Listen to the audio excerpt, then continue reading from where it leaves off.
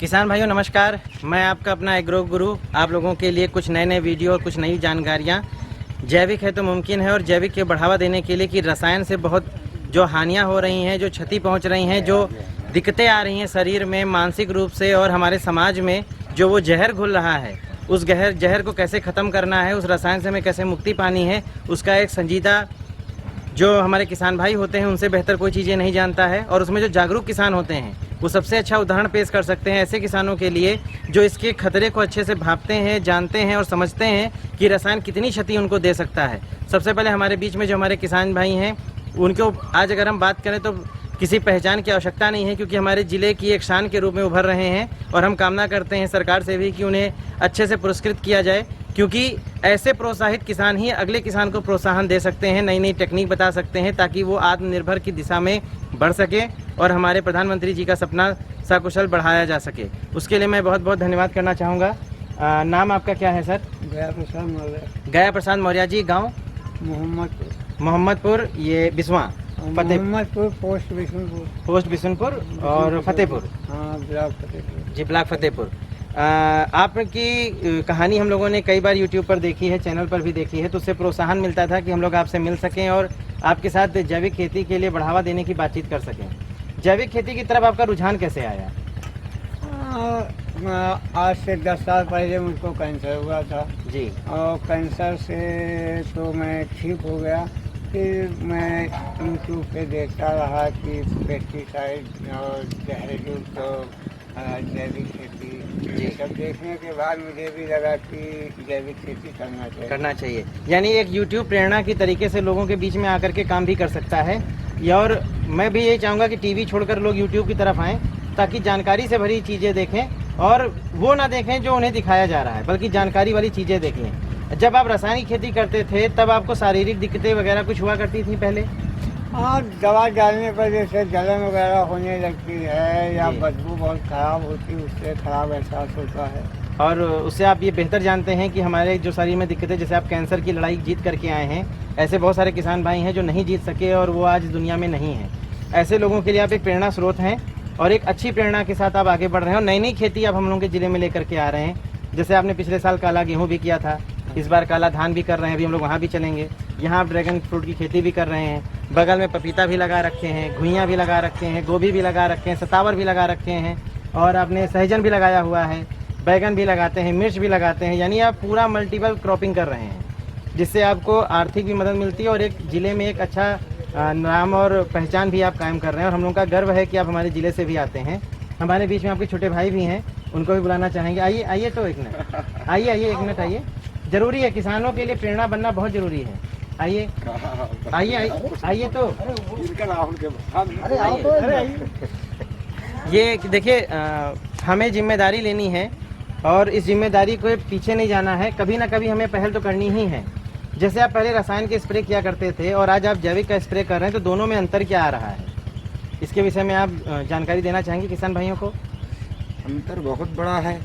जैसे कि उसमें जान लो नुकसान ना है जी, इसमें नुकसान नहीं है। आप कह रहे थे कि पहले जलन बहुत हुआ करती थी हमारे में, बहुत जलन हुआ करती नींद थी। नहीं सही आती थी। हम और अभी गुलाब में स्प्रे किया था जी तो उसमें हमारे जान लो ये अत्यंत पैर जी खुजलाहट हो रही थी जी। अच्छा, और फिर पूरे शरीर में हमको मालूम नहीं आ रहा, आँख से भी नुकसान रहा जी इसके बाद आपके दवा कुछ इस्तेमाल किया जी, उसमें ऐसा कुछ नहीं, क्योंकि आपने देखा कि हमारी दवाओं में खुशबू आती है, किसी प्रकार की हाँ, कोई खुशबू बदबू या आती है। केमिकल का नहीं है। हम लोबिया में छोड़े थे तो उसमें खुशबू आपकी दवा का कम से कम 1 महीना तक असर मालूम लिया था जी, और उस किसी प्रकार की लौंग की खुशबू आ रही थी। और आपने देखा था घुइयां का पेड़ बिल्कुल मरा हुआ था, जिसपे हमने डाला था और वो घुइयां का पेड़ भी जिंदा हो गया था।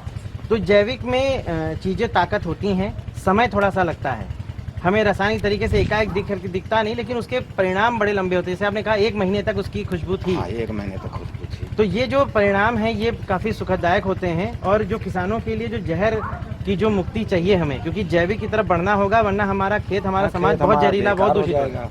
जी, आप भी देख रहे हैं कि आप खेत पे डालते हैं, उसको तोड़ कर ला के घर में बना के खाते हैं, जिससे ये दिक्कतें आती हैं, है ना। ये जो ड्रैगन फ्रूट की खेती जो आप कर रहे हैं, हम आप चाहेंगे कि ड्रैगन फ्रूट की खेती किस तरीके से इनको प्रेरणा का सबब मिला और आज जो लाभ हो रहा है उसको और किसानों के साथ कैसे साझा करना चाहेंगे और क्या क्या चीज़ें हमें और सुनने को मिल रही हैं उसके विषय में भी हम जानकारी देंगे।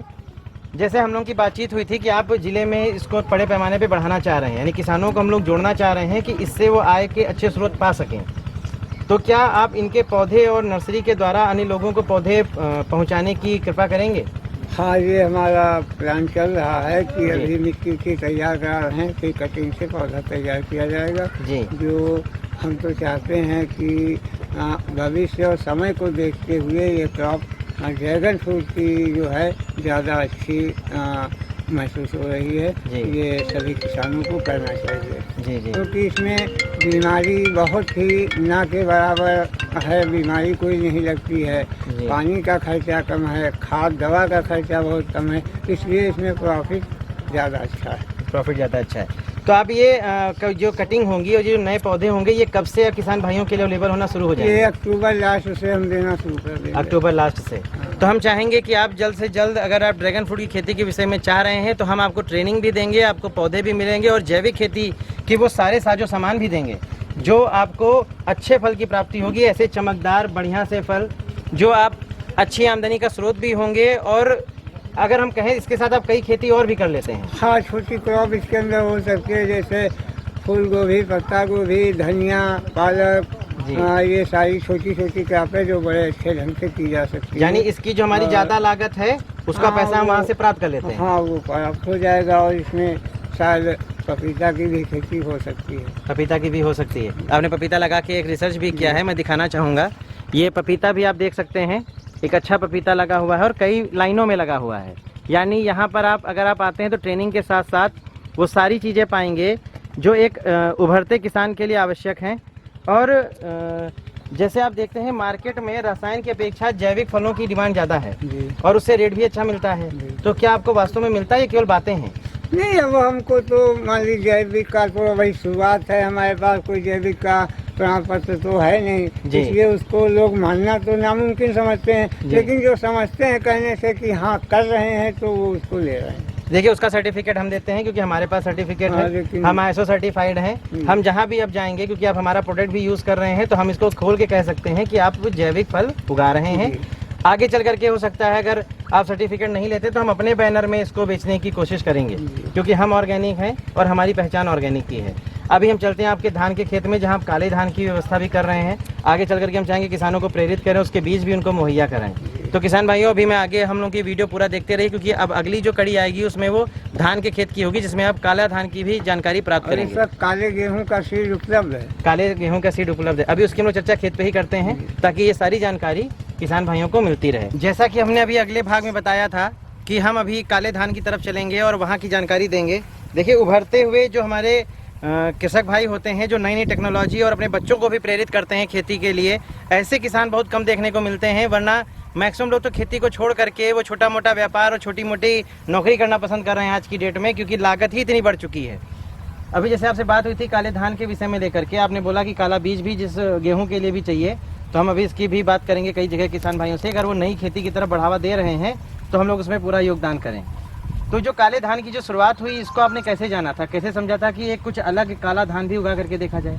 तो इसका जो हमने यूट्यूब पे काला चावल के बारे में देखा, यूट्यूब पे वो जानकारी उससे हासिल की। इसमें जो है डायबिटीज और मोटापा को कम करने के गुण हैं जी। कुछ में आयरन और में जो है काफ़ी मात्रा में है, फाइबर यानी सूक्ष्म पोषक तत्व की मात्रा जो शरीर को चाहिए वो ज़्यादा है। हाँ, और जो कैंसर वालों के लिए फायदेमंद है, इसलिए हमने सोचकर इसको लगाया कि इसे लगाना चाहिए। और इसका जब हम जैविक तरीके से करेंगे तो लोगों को इसको बढ़ावा देंगे। मतलब ये पेस्टिसाइड छोड़ के जो लोग जैविक में और अच्छी पौष्टिक आहार ये जो हमारा उद्देश्य है और हमारी सोच है। ये बात आपने बहुत अच्छी की, पौष्टिक आहार, क्योंकि पौष्टिक ही आज नहीं है।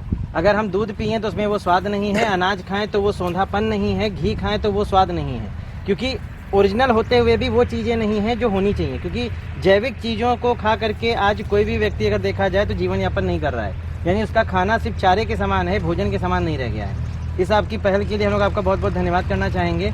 और जब हम लोग आपके पास आए थे तो देख रहे थे धान में थोड़ी सी दिक्कतें भी आ गई थी, कुछ पीला पड़ने लगा था, और कई प्रकार की समस्याएं आ रही थी, तो हमने अपना सॉइल इनसेट गार्ड डलवाया था, इसमें PGR1 PGR2 डलवाया था।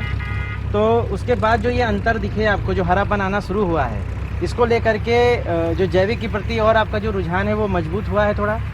हाँ, ये मतलब जो कि हमने इसमें कोई DAP, कोई यूरिया, कोई पेस्टिसाइड का उपयोग नहीं किया, इसलिए हमारे पास पड़ोस के धान से जो है सबसे बिल्कुल अलग लाइट में था। लेकिन ये मेडिकल ग्रो और PGR1 PGR2 पढ़ने से कुछ कलर इसका चेंज हुआ है। तो जब नेचुरल कलर पे है धान हमारा, क्योंकि हमने कोई रासायनिक, कोई दिखावट, एक तरफ से अगर बात करें तो कोई दिखावट इस पे नहीं है। तो थोड़ा सा हम किसान भाइयों को इसकी बाली के विषय में भी जानकारी देना चाहेंगे, क्योंकि कुछ बालियां खेत में निकलने लगी हैं और किस तरीके से ये धान होता है इसको भी देख सकें। ये धान देख रहे हैं, ये काला काला, बिल्कुल ये काला नमक नहीं है, ये काला राइस है। इस पर आप देखते हैं काला बिल्कुल धान निकल करके आता है।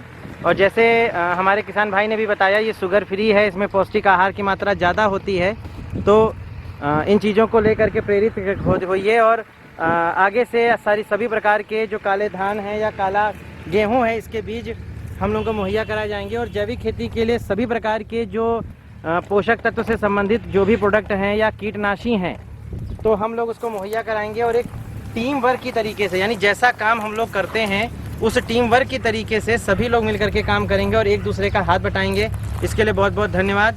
और मैं भी चाहूँगा कि जैविक है तो मुमकिन है ना, जैविक है तो मुमकिन है। और इस जैविक मुहिम में आप भी हमारा हिस्सा बने। बहुत बहुत धन्यवाद, नमस्कार।